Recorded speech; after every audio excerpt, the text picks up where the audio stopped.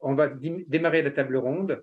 Donc, on va reprendre un certain nombre de questions générales. N'oubliez pas que le thème porte quand même sur les résistances et je vais me permettre de poser la première question ou premier commentaire sur la table ronde. Tu C'est viens, Karine, de parler des quand tiques, même très mais tu récent. n'as pas parlé de lutte contre les tiques ni d'éventuelle résistance aux acaricides ou à d'autres pesticides. Ouais. Peut-être on peut commencer par ça. Est-ce que on peut faire quelque chose contre les tiques ou qu'est-ce qu'on fait contre les tiques et pour le bétail et pour les humains? Et est-ce qu'il y a de la résistance aux acaricides? Alors, vaste question. Bah,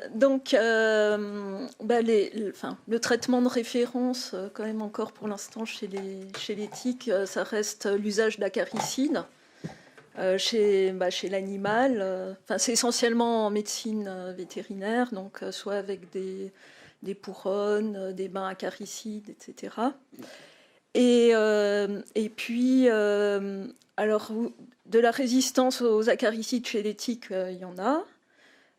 Sur Yaloma marginatum, je n'ai pas vu d'études récentes sur de la résistance. Après, bon, ben voilà, on sait tous sur Rhipicephalus microplus, qui est une tique hautement résistante à de nombreux acaricides. Sur les autres mesures de lutte, ben, pour l'homme, je pense que ça passe essentiellement par de la prévention, des messages, de se protéger, de porter des vêtements longs, couvrants, de s'inspecter, de retirer les tiques dès qu'on les repère. Donc pour Yaloma marginatum, donc c'est une tique qui est quand même grande. Donc normalement, on la voit assez facilement. Et puis bon, ben, euh, tout ce qui est lutte génétique, pour l'instant, à ma connaissance, il n'y a pas eu beaucoup, mais ça peut-être que Eric pourra compléter. Il n'y a rien parce que c'est des tiques qui sont extrêmement difficiles à élever. Elles font, dans la nature, c'est une génération par an. À l'insectarium, on peut pousser pour en avoir deux, peut-être trois. Mais voilà, ça va pas aller beaucoup plus vite. C'est des génomes, il y a très peu de génomes de séquencés à noter. Donc c'est des génomes de grande taille qui font, dans ordre de grandeur, la taille du génome humain et extrêmement riche en séquences répétées, ce qui freine certainement pour l'instant la notation de ces génomes. Euh, une autre piste de recherche, c'est le développement de vaccins anti-tiques, là aussi plutôt à destination de l'animal. Donc là aussi, ça a été fait plus sur Rhipicephalus microplus, et pas avec un succès extraordinaire parce que c'est très dépendant des populations de tiques. Puisque la protéine qui est visée par les anticorps est génétiquement très polymorphe. Et là non plus pour Yaloma marginatum, je crois qu'il y a quelques essais en cours, mais voilà, j'ai pas plus d'informations que ça. Et puis bah, sinon, après, il y a toutes les mesures de modification de l'environnement, de limiter les populations de certains hôtes, de jouer sur la végétation. Et là aussi, c'est très dépendant c'est très localement applicable, on va dire. On peut se dire, on va par exemple éliminer une population de cerfs sur une île. Ça peut être jouable. Dans des milieux plus ouverts, ça semble compliqué. Et après, il y a toujours le risque que les tiques modifient leur comportement et se dirigent vers d'autres hôtes, voire l'homme. Voilà, je crois que j'ai à peu près fait le tour des Oh, grandes merci, mesures anti-tiques. merci Karine. Euh, Est-ce qu'il y a des... Bon, des commentaires de Fabrice ou Eric pour la table ronde suite à vos présentations, des points que vous n'avez pas abordés, que vous souhaiteriez, des points chauds que vous souhaiteriez traiter. J'ai Mais une sinon, question. on peut. Voilà, le thème, c'est quand même résistance. Alors, on a parlé des résistances, beaucoup des résistances génétiques, physiologiques.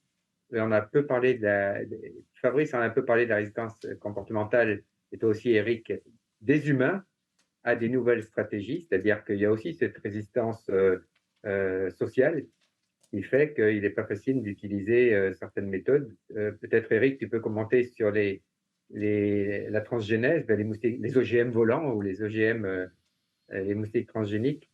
Et puis, peut-être ensuite, Fabrice peut aborder la question sur la résistance, l'acceptation des méthodes, la résistance des humains aux nouvelles méthodes. Eric, tu veux faire des commentaires là-dessus? Ben, c'est très compréhensible, hein, les réticences du public envers les moustiques OGM, parce que l'image des OGM a beaucoup souffert historiquement des OGM chez les plantes qui ont été faits surtout pour des raisons de profit de certaines multinationales, même si certaines plantes OGM peuvent avoir un intérêt. Je pense par exemple au maïs qui résiste à certains ravageurs et qui permettent d'utiliser moins d'insecticides. Moi, ça me paraît plutôt bien, mais tout ce qui était lié aux aspects économiques autour des OGM a entraîné beaucoup de méfiance. On a compris que c'était surtout des problèmes de profit. Et pour ce qui concerne les moustiques OGM, moi j'aimerais bien qu'on s'inscrive pas dans le même cadre et que ce soit plutôt mis en œuvre par le secteur public plutôt que par des entreprises privées, ce qui permettrait d'avoir plus de transparence, plus de débats publics. Et bon, pour l'instant, c'est pas le chemin que ça a pris, vu que les premiers moustiques transgéniques ont été développés par l'entreprise Oxitec, spin-off de l'université d'Oxford. Donc là, on est dans un état d'esprit où on stimule la croissance économique, etc. Donc on nous encourage à créer des compagnies, des startups, etc. Moi, je pense pas que pour les moustiques transgéniques, ce soit la bonne démarche. Je préférerais que ce soit des recherches financées par le secteur public pour le secteur public, pour que les opérateurs de la démoustication puissent s'approprier les outils que le secteur public développerait. Mais je suis peut-être très idéaliste et le monde ne fonctionne peut-être pas comme ça aujourd'hui. Alors après, il faut dire que la mise en œuvre des moustiques, de la lutte génétique, c'est plutôt aussi par des ONG, notamment la fondation Bill et Melinda Gates. Et là aussi, on peut déplorer que ça manque de démocratie, puisque c'est des gens très riches qui sont convaincus par la technique et qui décident d'investir beaucoup d'argent là-dedans. Et plus il y a d'argent, plus c'est facile de le faire sur le terrain. Mais in fine, ce serait quand même plus normal qu'il y ait un débat citoyen dans tous les pays. Alors, dans beaucoup de pays qui ne sont pas forcément des démocraties, c'est pas facile d'avoir un débat citoyen et d'avoir l'avis des populations concernées.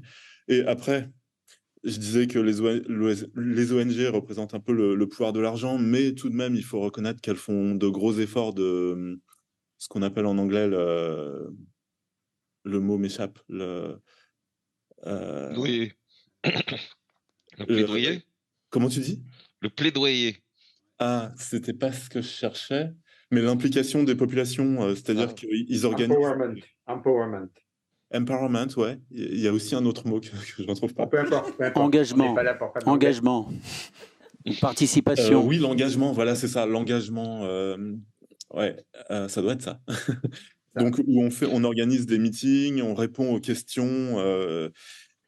Et alors, quand on pense aux risques des OGM, il y a toute une liste de risques potentiels qui viennent facilement à l'esprit, dont beaucoup finalement n'ont pas une probabilité de se produire très très forte. Par exemple, quelque chose qui vient souvent, c'est le transfert horizontal de gènes. Donc si on modifie génétiquement l'anophèle, alors Anopheles gambier, c'est un complexe d'espèces et évidemment il va pouvoir y avoir débordement de l'intervention dans d'autres espèces du complexe Anopheles gambier, Anopheles coludi, Anopheles arabiensis, etc., qui sont tous encore un petit peu interfertiles avec Anopheles coludi et gambier, qui sont les vecteurs principalement ciblés par les laboratoires. Mais on pourrait considérer que ce complexe d'espèces, c'est une super espèce qu'on veut cibler dans sa globalité, puisque c'est tous des vecteurs de paludisme. Donc moi, ça me semble pas être un problème aussi énorme que ça, du moment que l'intervention continue d'avoir les mêmes effets dans les différentes espèces, ce qui devrait être le cas si ça transmet Plasmodium falciparum.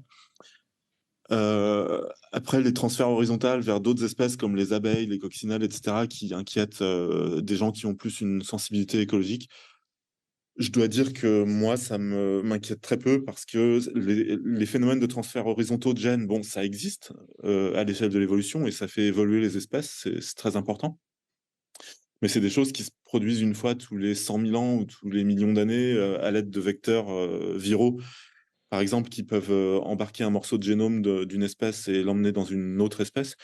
Et la probabilité pour qu'un forçage génétique, par exemple, se retrouve dans un virus, dans sa globalité, avec le gène Cas9, les gènes qui codent les ARN, c'est quand même des cassettes génétiques très, très grandes. Et ça rentre difficilement dans la capside d'un virus avec tous les gènes du virus. Donc, c'est des choses qui sont à probabilité très, très faible. Et même si ça arrivait et que ça atterrissait dans une abeille, par exemple, la spécificité génétique du système CRISPR-Cas9 avec les 20 nucléotides d'homologie des ARN guides est très, très... Enfin, fait que ça ne va pas fonctionner dans une nouvelle espèce, dans l'immense majorité des cas. Il faudrait que la conservation génétique soit très, très importante. Donc, ça pourrait fonctionner dans des espèces très, très proches, mais pas dans des espèces lointaines. Et donc, les conséquences seraient, à mon avis, peu importantes. Après, il y a d'autres inquiétudes. On va peut-être prendre d'autres questions. D'accord. Il y en a, mais ceci dit, j'en profite. Est-ce que tu as dit que ça ne marchait pas à 100% des moustiques, le forçage. Est-ce que ça peut générer de la résistance et donc de la sélection, passer de 98% d'efficacité à 95, à 90, à 80, à 50? Tout à fait. In fine, ce sera peut-être comme les médicaments anti-paludisme qui sont surmontés par le parasite les uns après les autres historiquement.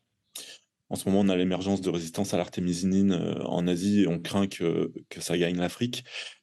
Les mécanismes de sélection naturelle qui sont à l'œuvre pour sélectionner des parasites résistants aux antipaludiques sont les mêmes mécanismes qui sont à l'œuvre pour sélectionner des moustiques résistants aux insecticides, Fabrice, et aux interventions qu'on peut conduire contre eux avec le système CRISPR-Cas9, avec la caractéristique supplémentaire que le système CRISPR-Cas9 porte en lui son propre talon d'Achille, puisqu'il va, dans un petit pourcentage de cas, provoquer des mutations sans qu'il y ait le homing, le phénomène de homing qui sous-tend le forçage génétique. Donc, on génère, en fait, avec le système CRISPR-Cas9, ses propres allèles de résistance qui, à terme, vont pouvoir bloquer les interventions. Donc, le premier risque, finalement, c'est que ça ne soit efficace que pendant un certain temps. D'accord. Merci. On ne va pas monopoliser la parole juste sur ce sujet-là. Peut-être qu'il y a d'autres questions. Je ne vois pas dans le chat, mais peut-être dans la salle. Oui, il y a une question dans la salle et une question dans la table ronde. C'est moi. Donc, dans la salle d'abord. Frédéric Serge, moi j'ai une question pour Karine. Dans son inventaire de la prévention contre les piqûres de tiques, les vêtements pré-imprégnés qui étaient utilisés par les forestiers, est-ce que c'est toujours d'actualité ? Je pense que c'est le même souci que... Mais ça peut-être Fabrice pourra compléter que ce qui a été évoqué, voilà, c'est que c'est des insecticides qui viennent au contact de la peau, enfin, ou des répulsifs. C'est ça. En fait, avant, on pouvait imprégner les vêtements avec des formulations de pyrétrinoïdes qui ont été successivement supprimées jusqu'à la dernière qui était la permétrine. Donc, normalement, on ne peut plus imprégner ces vêtements avec des insecticides. Néanmoins, pour les tiques, on peut quand même,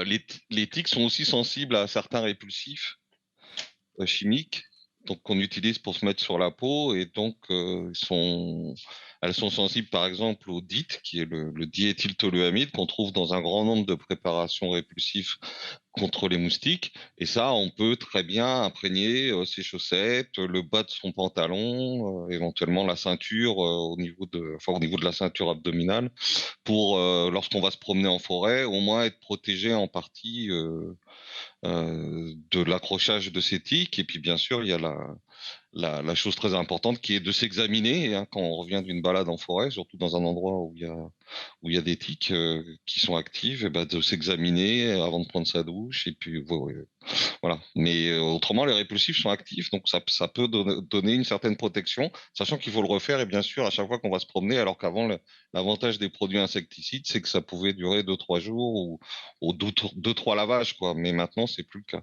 Et on peut plus avoir accès à ces formulations. Oui, une des choses qui est assez classiquement recommandée, c'est de remonter les chaussettes sur le pantalon et éventuellement vaporiser du répulsif à ce niveau-là. Peut-être aussi au niveau des poignets.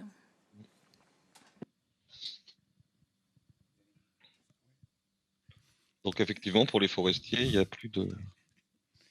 Bonjour, je suis Paul Werther, je suis bactériologiste. Alors, je ne connais pas très bien le paludisme et les moustiques, mais d'abord, je vous remercie pour la qualité des interventions. Je me demandais, c'est une question pour Éric Marois, je me demandais si, alors, outre toutes les questions que vous avez évoquées sur les OGM, est-ce que le fait d'utiliser ce que vous avez appelé, je crois, des nano-anticorps dans la protection contre le paludisme, est-ce que, alors par analogie un petit peu à ce qu'on connaît en bactériologie, ça risque pas de sélectionner des variants antigéniques et avec des conséquences imprévisibles sur la virulence de ces pathogènes, en particulier chez les humains qui sont immunisés? Merci. Oui, a priori, si, vous avez raison. Alors, dans le cas particulier de ce que j'ai présenté, l'anticorps cible un antigène répété sur la surface de la protéine majeure du sporozoïte, qui s'appelle CSP. Et l'antigène, c'est 4 acides aminés qui sont présents entre 30 et 60 fois, je crois, à la surface de cette protéine. Donc, c'est un antigène qui va être très, très difficile à perdre par mutation pour le parasite. Ou alors, il faudrait que toutes les répétitions de cette protéine soient substituées par un nouveau type de répétition. Donc, justement, dans ce cas particulier, on y avait pensé et on a choisi un anticorps qui ne devrait pas sélectionner de variants. Mais dans le cas général, et si on veut développer des choses similaires contre les virus de la dengue, du Zika, du chikungunya, c'est effectivement à prendre en considération. Merci beaucoup. Y a-t-il d'autres questions dans la salle? Pas dans la salle, mais je voulais mettre sur la table une question. C'est de nouveau une question de clinicien ou de santé publique. Une question qui a été un petit peu abordée, mais pas suffisamment. C'est finalement les seuils d'alerte, parce qu'on l'évoquait à propos des tiques. Est-ce qu'il existe des études de séroprévalence qui sont faites dans les régions où se développent, où apparaissent, où se développent les tiques qui envahissent la France? Mais on pourrait poser la question de façon plus transversale, avec probablement d'autres types de vecteurs et d'autres maladies, parce que finalement, dans l'état actuel des choses, les cliniciens voient arriver les nouvelles maladies, les maladies émergentes à travers des cas, la plupart du temps, et éventuellement à travers quelques études de séroprévalence pour quelques maladies un peu plus prévalentes que d'autres. Mais on imagine qu'il pourrait y avoir dans une approche One Health une alerte beaucoup plus précoce si, au niveau par exemple soit des vétérinaires, soit de ceux qui travaillent sur les vecteurs, on pouvait repérer plus tôt l'arrivée à travers certains vecteurs de certains pathogènes avant même qu'ils soient émergents cliniquement au sein des populations humaines. Alors je sais qu'il y a déjà des choses dans cette approche One Health, des rapprochements qui se font, mais encore de façon, me semble-t-il, très préliminaire entre les cliniciens dans les hôpitaux les gens qui travaillent dans le monde des animaux, des insectes et éventuellement de l'environnement et des espèces végétales, mais ça m'a l'air encore très préliminaire et je voulais juste peut-être éventuellement poser la question circulairement à ceux qui sont là, de savoir si des choses se mettent, moi je n'en ai pas connaissance, mais des choses se mettent en place de façon plus structurée à l'échelon national dans cette communication entre ceux qui surveillent les maladies émergentes venant du monde animal en général ou de l'environnement. Si je peux me permettre juste de commencer un début de réponse. Alors en fait, vous avez raison, mais c'est déjà fait. On a deux exemples. Un qui vient d'être présenté par Karine, c'est-à-dire que pour le moment, il n'y a pas de cas humain de CCHF en France métropolitaine. Il y en a en Espagne. Et donc le fait les équipes de Karine surveillent Yaloma marginatum depuis 5 ou 6 ans, ou peut-être 10 ans même, je ne sais pas. Et les premières sérologies sur CCHF ont été faites en Corse il y a pas mal de temps aussi. Donc, en fait, c'est déjà un petit peu fait et les gens communiquent. Et l'autre exemple où on voit que ça a été fait, c'est Aedes albopictus, le moustique tigre. C'est-à-dire qu'on l'a vu arriver en 2004 en France. On avait tiré, un certain nombre de gens avaient tiré la sonnette d'alarme avant en disant ça va arriver en France métropolitaine parce que c'est un moustique invasif, il est en Italie. C'est un vecteur potentiel d'un certain nombre d'arbovirus, comme la dengue, Zika, chikungunya. Et donc, il y a eu une surveillance qui a été mise en place. Il y a un site d'alerte, je ne sais pas comment il s'appelle, mais signalement moustique, je crois, etc. Et puis, c'est devenu une maladie, la dengue est devenue une maladie à déclaration obligatoire. Donc, je pense que là, c'est le bon exemple de ce qu'il faudrait faire. Ça ne marche pas à tous les coups, hein, vous avez raison. Ça ne marche pas à tous les coups, mais là, ça a plutôt marché. Et maintenant, je crois qu'en France métropolitaine, bon, c'est vrai qu'on a l'expérience des Outre-mer, mais on est plutôt bon pour la surveillance et le diagnostic de ces arboviroses et la diffusion d'arbovirus. Chaque année, la DGS publie la carte où on trouve les départements où on trouve Aedes albopictus, même plus que ça, les communes. Et donc, c'est pas mal fait.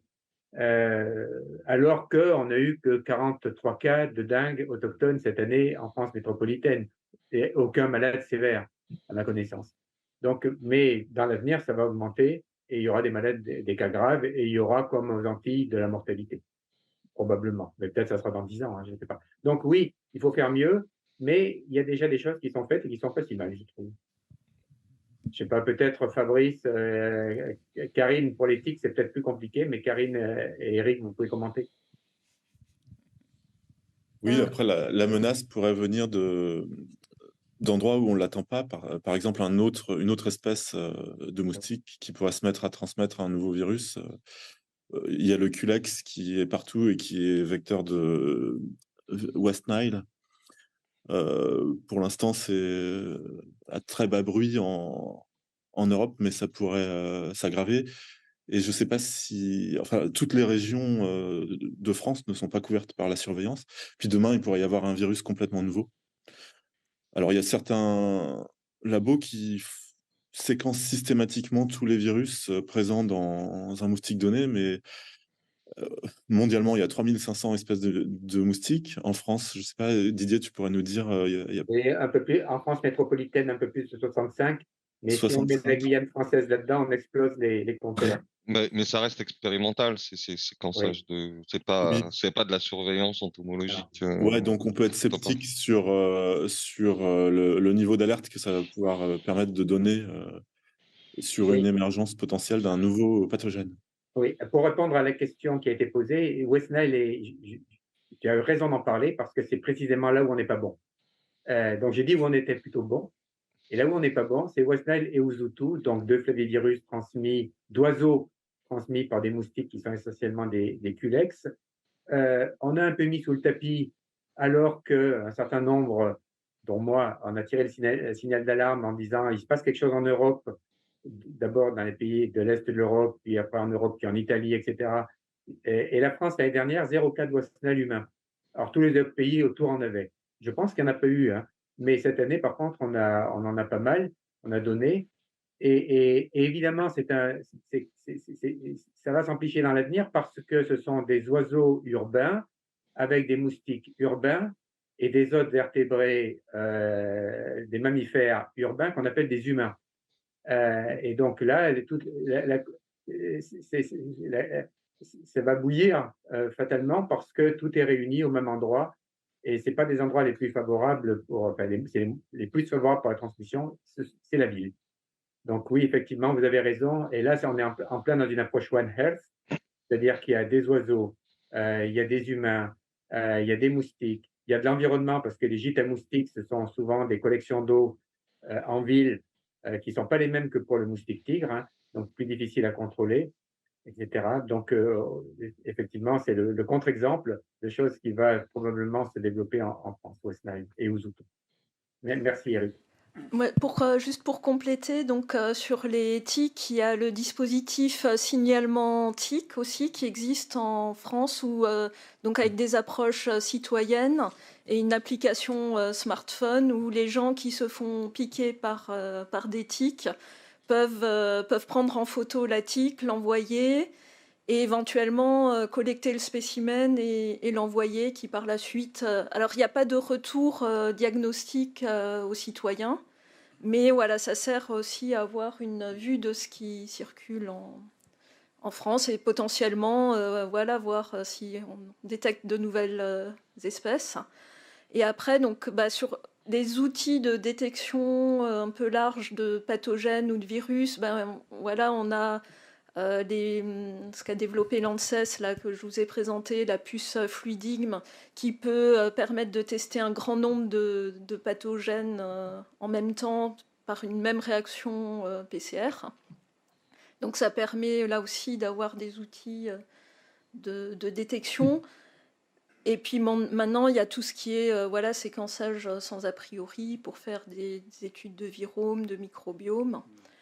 Mais je pense là non plus, pour l'instant, c'est pas organisé en termes de surveillance. Et pour l'instant, c'est plus des outils en termes de recherche. Et peut-être qu'à terme, c'est des choses qu'il faudra employer pour structurer une surveillance. Oui, absolument. Merci, Karine. Donc, le temps passe et théoriquement, on devrait arrêter nos échanges, notre table ronde. Ce que je propose, c'est que chacun des conférenciers, dans l'ordre de passage, puisse peut-être faire une phrase de conclusion ou faire passer un message à retenir. Donc, si vous le souhaitez, hein. Le thème, c'était résistance. Donc, Didier, on a encore une question dans la salle. Il y a peut-être des questions dans la salle encore ? Oui, une question encore dans la salle, oui. Oui, d'accord. Bon, moi, je ne suis pas pressé, hein, mais vous avez peut-être un agenda. Alors, je transmets une question de Patrick Imbert qui se trouve à Annecy, je crois, et qui n'a pas pu poser la question sur le chat, donc il m'a envoyé un SMS. Est-ce qu'il existe une cartographie des pays où il y a une transmission diurne du Plasmodium falciparum ? Non, pour l'instant, il n'y a pas de telles cartes qui ont été développées. Il y a des petites études ponctuelles, effectivement, comme disait Didier, en Asie du Sud-Est et puis dans certains pays d'Afrique, on a étudié cette transmission diurne, mais il n'y a pas de carte de ça. Mais par contre, on peut se dire que dans la plupart des pays, on a une densité d'anophèles assez importante, et notamment avec le complexe Gambier, il peut y avoir une part non négligeable de transmission de Plasmodium dans la journée. Il faut quand même des densités assez fortes, là, je pense. Est-ce qu'il y a d'autres questions dans la salle ? Poser une question à Karine. Il y avait, je ne sais pas où il en est, un vaccin contre le virus d'Afrique Congo qui a circulé dans les ex-colonies, des ex-républiques soviétiques. Je ne sais pas s'il est encore actif ou s'il y a d'autres vaccins, mais est-ce que, compte tenu de ce que vous nous avez dit sur l'épidémiologie, enfin un petit peu compliqué quand même de ces tiques, est-ce qu'il y aurait une logique à demander aux vétérinaires de lancer les vaccinations, enfin d'avoir les moyens de lancer la vaccination du bétail, enfin, celui qui est le plus en contact avec nous. Je pense qu'on ne va pas les vacciner tous les petits, les oiseaux, etc. Et tout. Mais est-ce qu'il y aurait une logique ou est-ce que de toute façon, c'est pas lu d'avance, je veux dire? C'est vrai que bon, là, on sort un peu de mon domaine d'expertise. Enfin, ce qui me semble, c'est que le virus CCHF est extrêmement polymorphe. Donc il faudrait déjà voir si le vaccin serait efficace contre toutes les souches et comme on peut enfin voilà, est-ce que si on vaccine, je sais pas, en Europe avec le vaccin bulgare, est-ce que ça va être efficace contre les souches circulantes qu'on a en France qui pour l'instant sont pas génotypées? Je sais qu'en Espagne c'est plutôt il me semble un virus d'origine africaine. Et il me semble qu'il y a une grande variabilité génétique au sein du virus CCHF. Donc voilà, et puis après, bon, ben, sur les coûts des vaccinations, il faut aussi que souvent c'est à la charge de l'éleveur, que les éleveurs ils s'y retrouvent économiquement, et ça constitue souvent aussi un frein à la vaccination. On n'est pas sorti d'affaire.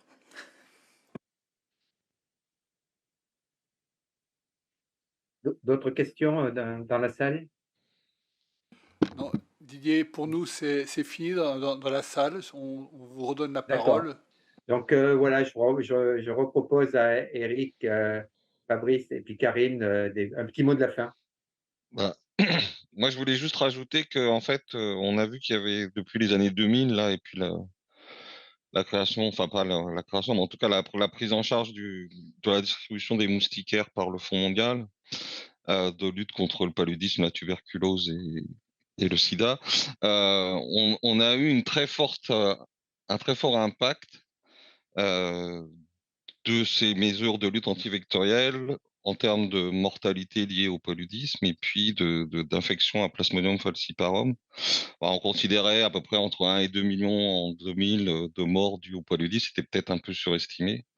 Mais maintenant, ce qu'on voit depuis 2015-2016, c'est on est passé à 480 000 morts, 470 000 morts selon les années.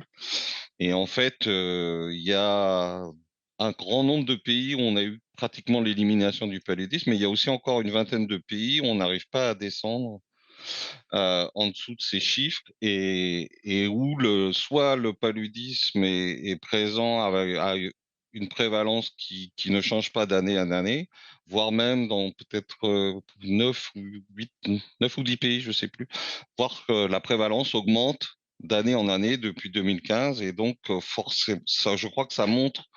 Alors, c'est pas forcément lié à la résistance aux insecticides. Je pense que c'est pas lié à ça directement. Je pense que c'est lié à la limite des outils actuels dont on dispose pour lutter contre les vecteurs. On n'arrive pas à se débarrasser justement de cette transmission résiduelle qui est encore importante. Et donc voilà. Donc à l'avenir, je pense qu'il faudra de plus en plus utiliser les méthodes complémentaires de lutte contre les vecteurs, pas seulement les moustiquaires, mais d'autres méthodes. Bien sûr, il pourrait y avoir aussi le vaccin qui puisse aussi être un outil important pour cette lutte. Et puis peut-être, pourquoi pas, la lutte génétique. Pour l'instant, voilà. Mais là, je crois on est vraiment arrivé à une relative limite de l'efficacité des outils dont on dispose actuellement. Bien sûr, on espère que dans les années prochaines, on pourra augmenter encore cet impact sur les populations de vecteurs. Mais là, je crois qu'on est arrivé un peu à un stade, un seuil, quoi. Voilà, avec un nouveau risque qui apparaît, c'est un moustique invasif qui s'appelle Anopheles stephensi, oui, en plus, et qui, lui, en plus, est urbain, comme le moustique tigre, et donc qui génère de nouveaux risques très sérieusement en Afrique, à l'est pour le moment. Et l'île de la Réunion, elle est justement à l'est de l'Afrique. Donc, nous verrons. Eric, tu veux faire des commentaires? Oui, bah, je rebondis sur ce qui vient d'être dit. L'aperçu que je vous ai donné sur l'état de la recherche sur les aspects génétiques s'inscrit exactement là-dedans. Elle est justifiée par les limites auxquelles se heurtent les outils actuels de lutte. L'arrivée d'Anopheles stephensi en Afrique de l'Est, l'arrivée potentielle de résistance à l'artémisinine en provenance d'Asie ou alors sélectionnée directement sur le terrain en Afrique. Donc, devant toutes ces menaces, le développement des outils génétiques représente un outil supplémentaire qui n'a pas vocation à remplacer les autres outils, évidemment, mais à fonctionner en complémentarité avec eux. Il y aura, comme on le dit tout le temps, en fait, en conclusion de ce genre de meeting, il n'y a pas de silver bullet contre le paludisme, mais la solution est peut-être dans une intégration la plus optimale possible des différents outils. Oui, merci. Karine, tu veux dire un mot? Voilà, j'aimerais réinsister sur le fait qu'on est effectivement face à des systèmes extrêmement complexes qui font à la fois intervenir le pathogène, le vecteur, l'hôte, l'environnement, et à toutes les composantes de l'environnement, l'homme. Et donc, voilà, il faut aussi être conscient que souvent, il n'y a pas de solution simple, ou alors souvent, elles sont simples à court terme.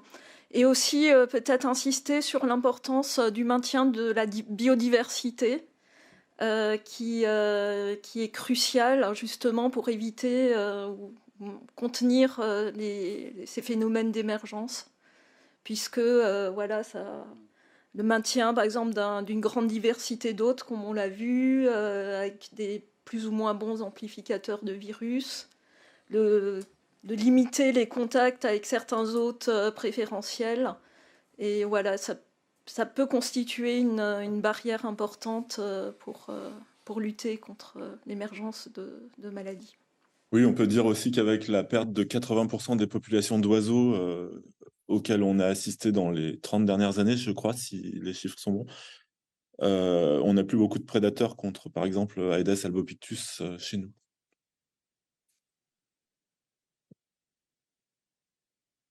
Bon, mais je vous remercie. Je crois qu'on a dépassé notre temps, mais ça prouve simplement que ce séminaire, ce colloque était très utile, très intéressant.